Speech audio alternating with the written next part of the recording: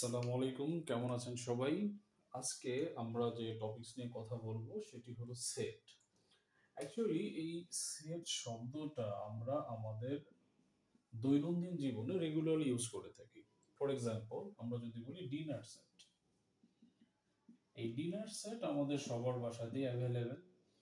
যদি একটা ডিনার সেটকে ভালোভাবে অবজার্ভ করি তাহলে এখান থেকেই সেটের একটা সংজ্ঞা দিতে পারবো। কেমন? এই ডিনার সেটটা আমরা বাস্তব জীবনে ব্যবহার করি। Number one. নাম্বার টু, এই ডিনার সেটটা আমি কল্পনাও করতে পারি। নাম্বার থ্রি, এই ডিনার সেটের ভেতরে যে উপকরণগুলো আছে সেগুলো নির্দিষ্ট কাজের জন্য ব্যবহার করা হয়। তো এই কাজটা ফিক্স, সেটা হচ্ছে খাবারের জন্য। নাম্বার ফোর, এই ডিনার সেটের যে উপাদানগুলো রয়েছে সেই উপাদানগুলো বেসিক্যালি একই বৈশিষ্ট্যের, অর্থাৎ আমরা বলতে পারি একই রকম হয়। তাহলে এখান থেকে আমরা একটা সংজ্ঞা দিতে পারি, সেটা হচ্ছে যে বাস্তব বা কল্পনা, অর্থাৎ বাস্তব বা চিন্তা জগতে কিছু বস্তুর বা উপাদানের একটা সংগ্রহ। এটাকে আমরা বলি সংগ্রহ। সংগ্রহ কেন? কারণ ডিনার সেটে কয়েকটা এলিমেন্টকে একটা বক্সের মধ্যে রেখে দিই। তাহলে বলা যায় বাস্তব বা চিন্তা জগতের কিছু উপাদান বা বস্তুর সুনির্ধারিত যে সংগ্রহ, সেই সংগ্রহটাকে আমরা বলবো সেট। ওকে, এখন সেট বললাম, এবার আসি এই সেটের আবিষ্কারককে। সেটের আবিষ্কারক হচ্ছেন জর্জ ক্যান্টর। এটি খুব ইম্পর্টেন্ট একটি নাম। সেটের আবিষ্কারক হচ্ছেন জর্জ ক্যান্টর। জর্জ ক্যান্টর উনি জার্মান গণিতবিদ। জর্জ ক্যান্টর কোন দেশের ব্যক্তি? উনি হচ্ছেন জার্মান গণিতবিদ। 3 নম্বর, জর্জ ক্যান্টর সেট নিয়ে যত কথা বলেছেন, যত আবিষ্কার করেছেন, সবচেয়ে ইম্পর্টেন্ট আবিষ্কার ছিল হচ্ছে অসীম সেট। তাহলে জর্জ ক্যান্টরের সবচেয়ে গুরুত্বপূর্ণ বা যুগান্তকারী আবিষ্কার যদি জিজ্ঞেস করা হয় সেটি হচ্ছে অসীম সেট।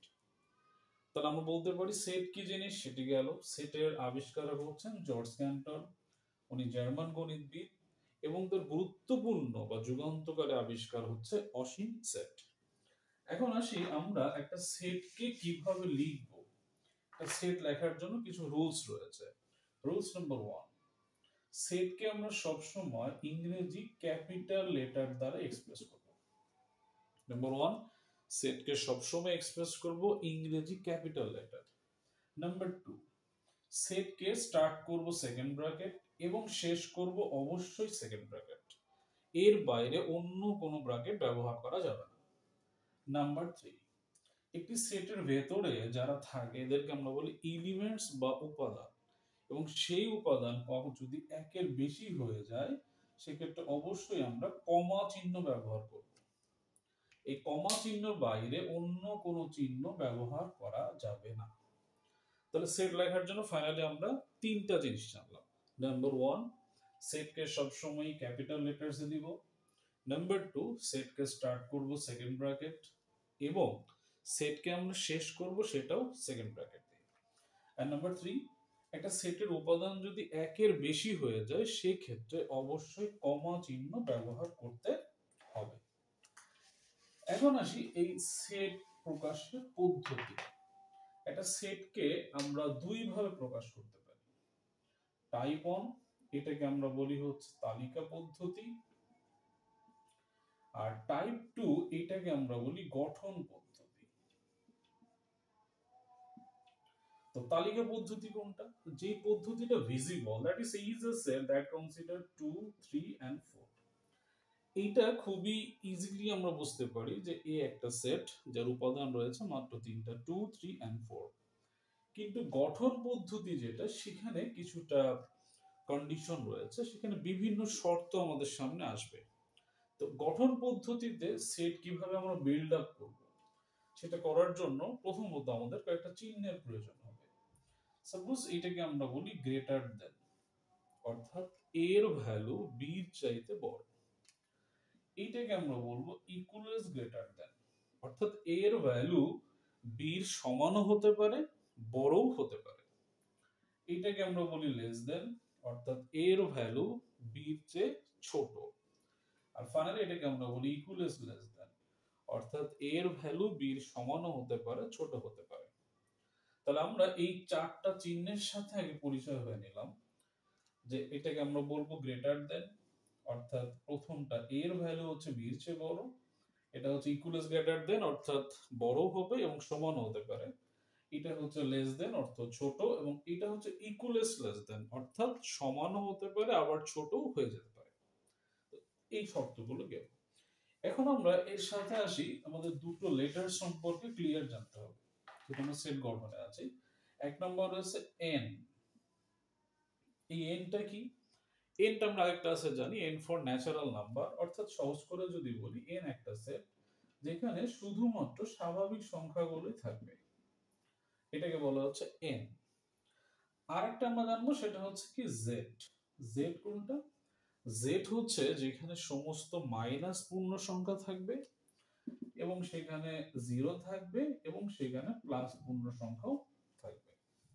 তাহলে আমরা সেট গঠনে যাবার আগে প্রথমত চারটা চিহ্ন সম্পর্কে জানলাম, এরপর আমরা জানলাম দুটো লেটার্স, একটা হচ্ছে এন, একটা হলো জেড। মূলত এন হচ্ছে ন্যাচারাল নাম্বারের সেট, যেটাকে আমরা বলি 1 up to infinity, and z হচ্ছে এখানে মাইনাস পূর্ণ সংখ্যা থাকবে, 0 থাকবে, 1 থাকবে এবং তার থেকে আরো সামনের দিকে সম্ভব। এখন আসি আমাদের সেট গঠনে কি কি শর্ত থাকতে পারে। প্রথম কন্ডিশন সেটা আমরা জানি, সেটা হলো জোড় সংখ্যা থাকতে পারে। তো জোড় সংখ্যা আমরা ইজিলি জানি, এটা নিয়ে কথা বলার কিছু নেই। এরপর আমরা থাকতে পারে বিজোড় সংখ্যা। ওকে, এরপরে জোড় বিজোড়ের পরে আমরা পাবো হচ্ছে মৌলিক সংখ্যা। তো মৌলিক সংখ্যাটা অ্যাকচুয়ালি কি? মৌলিক সংখ্যা হলো যেই সংখ্যাকে অন্য কোনো সংখ্যা দ্বারা ভাগ করা যাবে না। তো এই মৌলিক সংখ্যা আমাদের অবশ্যই জানতে হবে। আমরা যদি কিছু মৌলিক সংখ্যা লিখে দেই 2 3 5 7,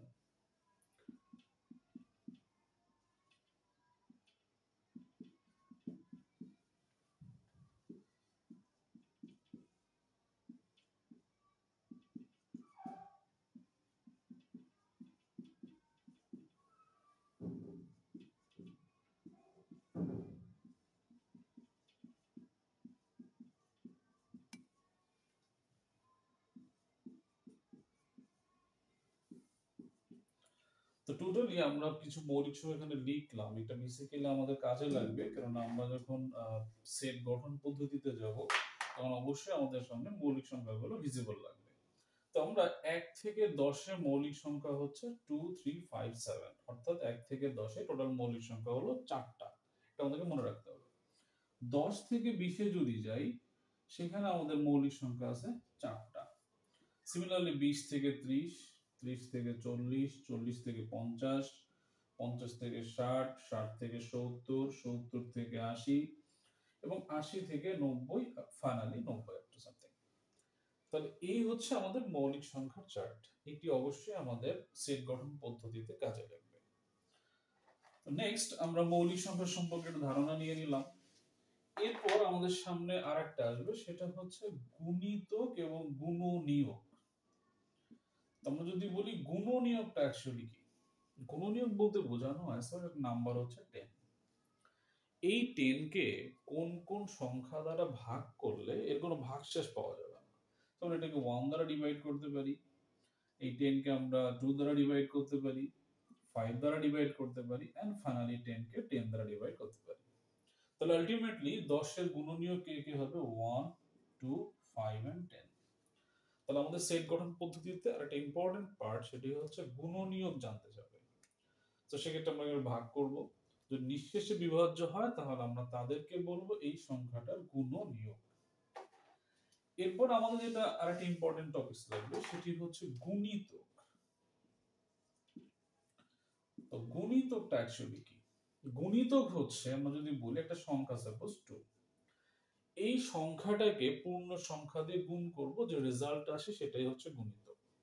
আর শর্টলি যদি বলি এটাকে আমরা নামতা পড়েও যদি যেতে পারি তাহলে হয়ে যাবে। যেমন 2 এর গুণিতক কে কে?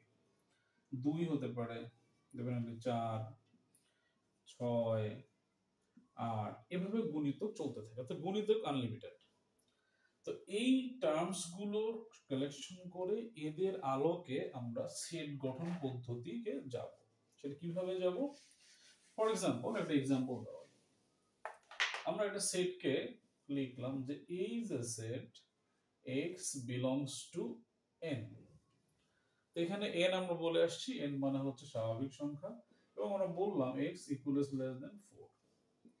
b is a set, আমরা বললাম যে x হচ্ছে মৌলিক সংখ্যা।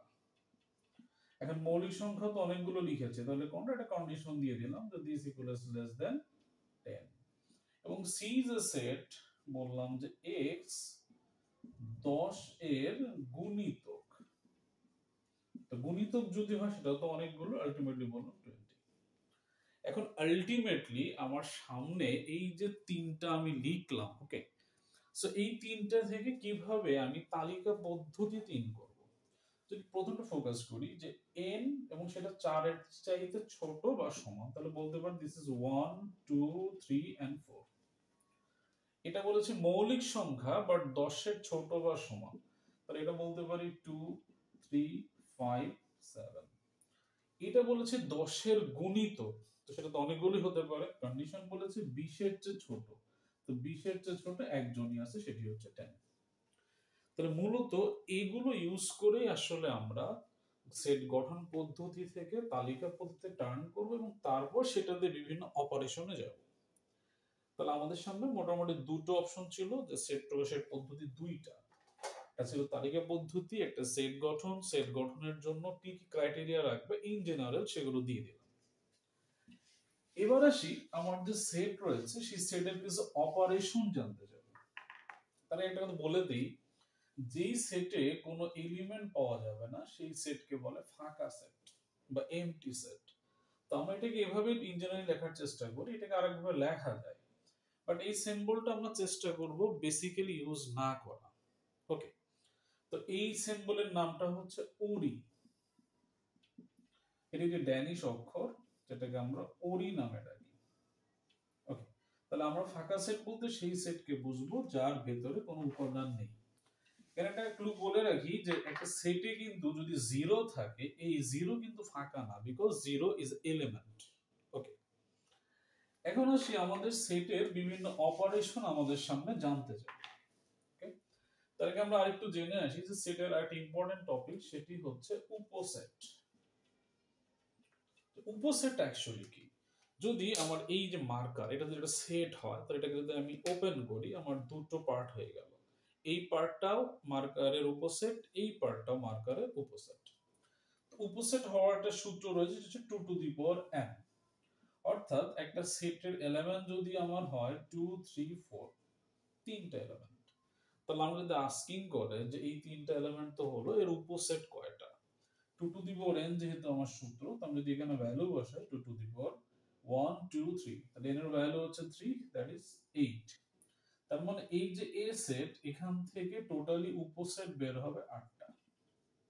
ওকে, তো আমাদের এক্সামে এই ধরনের কোশ্চেন অ্যারাইজ করা হয় যে একটা সেট আমরা ইউজ করলাম, তখন 1, 2 এর উপসেট কয়টা? তো বেসিক্যালি আমরা এখানে n এর কাছে 2 বসিয়ে দিব, 2 বসিয়ে দিলে 4 আসবে, 4টা উপসেট। এরপরে আমাদের আরেকটা কথা আছে, সেটি হচ্ছে প্রকৃত উপসেট কি জিনিস। অর্থাৎ উপসেট তো বের করলাম, এরপরে হচ্ছে প্রকৃত উপসেট। প্রকৃত উপসেটের সূত্র হচ্ছে 2 to the power n minus 1। অর্থাৎ আমরা যে উপসেট গুলো বের করি, সাপোজ আমরা বললাম এই যে সেট 1, 2, তো এটার উপসেট যদি আমি বের করি, যেহেতু চারটি বলেছে, সেটা হচ্ছে 1, this is 2, this is 1, 2 and ফাঁকা সেট। এই যে চারটা, এই চারটা হলো এই সেটের উপসেট। এখন এই উপসেট গুলোর মধ্যে যে উপসেটটা মাদার সেটের সমান হয়ে যায়, সেটাকে বাদ দিয়ে বাকি যে উপসেট গুলো থাকে, এদেরকে আমরা বলি প্রকৃত উপসেট। তাহলে আমাদের কোশ্চেনে যদি একটা সেট দেওয়া হয়, সেখানে প্রশ্ন চাইতে পারে উপসেট কয়টা, 2 টু দি পাওয়ার n, আর প্রকৃত উপসেট কয়টা, 2 to the power n minus 1, যেটা আসবে সেখান থেকে 1 বিয়োগ করলেই হয়ে যাবে। এখন আসি আমাদের সেটের অপারেশনস। সেটের অপারেশনস এর মধ্যে প্রথমে যেটা রয়েছে সেটা হচ্ছে ইউনিয়ন। এক নম্বর অপারেশন আমরা যদি বলি, সেটা হচ্ছে ইউনিয়ন। তো ইউনিয়নটা অ্যাকচুয়ালি কি হবে? সাপোজ একটা সেট আমি লিখলাম this is 2,3, another set that is 3,4। Union যদি একদম ইজিলি বলি, আমরা দুটো সেটের দিয়ে কনসেন্ট্রেশন ড্র করব। এই সেটের মধ্যে যে উপাদানগুলো আছে সবগুলোকে নিতে হবে। তবে কন্ডিশন যদি কেউ মিলে যায় সেক্ষেত্রে আমরা একবার লিখব। তাহলে সেই কন্ডিশন অনুসারে যদি বলি A union B, this implies, তো এখানে 2 রয়েছে, আমি 2 নিলাম, 3 এখানেও রয়েছে, এখানেও রয়েছে, আমি 3 নিলাম, এন্ড ফাইনালি 4 কে নিয়ে নিলাম। এটি হলো মূলত ইউনিয়ন। তাহলে রিপিট করি, ইউনিয়ন হচ্ছে দুটো সেট আমাকে দেওয়া হবে, সেখানে আমি ভালো করে দেখব যে সবগুলো উপাদানই আসতে হবে। এখন যদি কোনো উপাদান রিপিট থাকে সেক্ষেত্রে আমি একবার নিব। এটাই হচ্ছে আমাদের ইউনিয়ন অপারেশন। এরপরে আমাদের যে অপারেশন রয়েছে সেটি হচ্ছে ইন্টারসেকশন। ইন্টারসেকশন, তো ইন্টারসেকশন অপারেশনটা কেমন? Suppose A is a set, this is 1,2, and B is another set that is 2,3. Intersection মানে একদম ক্লিয়ারলি বলি, দুটো সেটের মধ্যে যে উপাদানগুলো কমন থাকে। কমন অর্থ যে উপাদানটা এখানেও আছে এবং এখানেও আছে, তাহলে এটাকে আমরা বলবো এই ইন্টারসেকশন বি, সেটা হচ্ছে অনলি 2। তাহলে সেটের দুটো অপারেশন ক্লিয়ার করলাম, একটা হচ্ছে ইউনিয়ন অপারেশন আর একটা হচ্ছে ইন্টারসেকশন অপারেশন।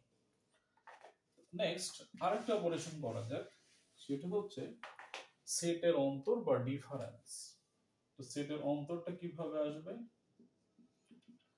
একটা সেট থেকে একটা সেট আসলে বিয়োগ করব, আমরা বিয়োগ না বলে বাদ বলি সাধারণত।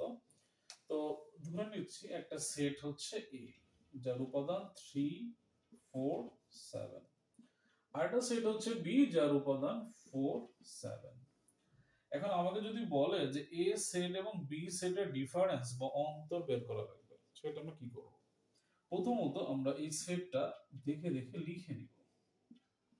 ওকে, এখন অন্তরের জন্য আমাদের কনসেন্ট্রেশন ড্র করতে হবে, সেটা হচ্ছে ফার্স্ট সেটে। অর্থাৎ আমি যদি এ থেকে বিয়োগ করি তাহলে আমার কনসেন্ট্রেশন যাবে এ তে। এই এ সেটের মধ্যে যদি পাশের সেট মানে বি সেটের কেউ থেকে থাকে তাহলে সেই এলিমেন্টটা বাদ হয়ে যাবে।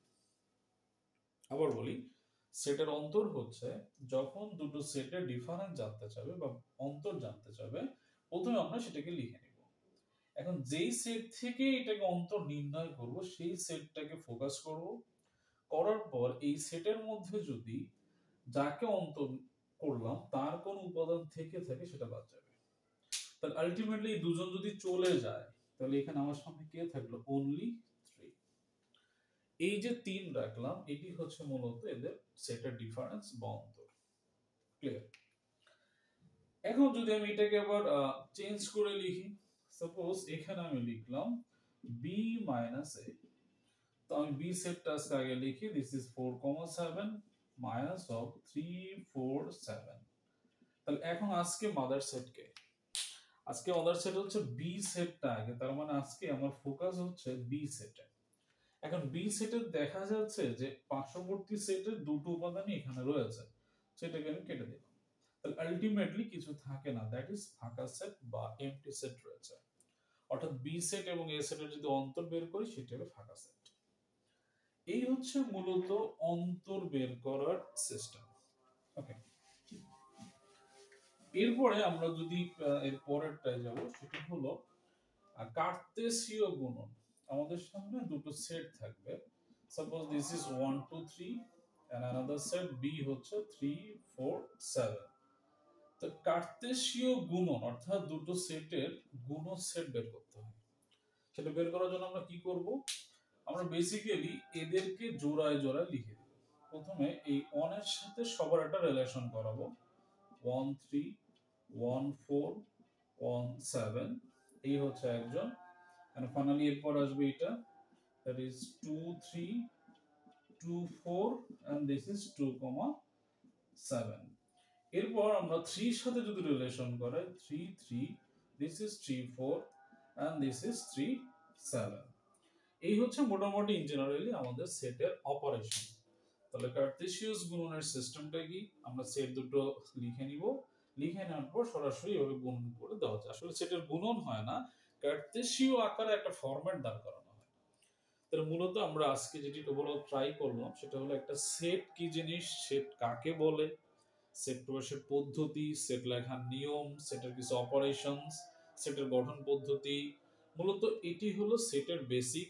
এরপরেও যদি কারো কোনো সে থাকে, রিকোয়েস্ট করব আমাদের কমেন্ট বক্সে কিছু লিখে দেবেন, আমরা সেটাকে সমাধান করার চেষ্টা করব। তো আজকে এই পর্যন্তই। থ্যাংক ইউ সবাইকে।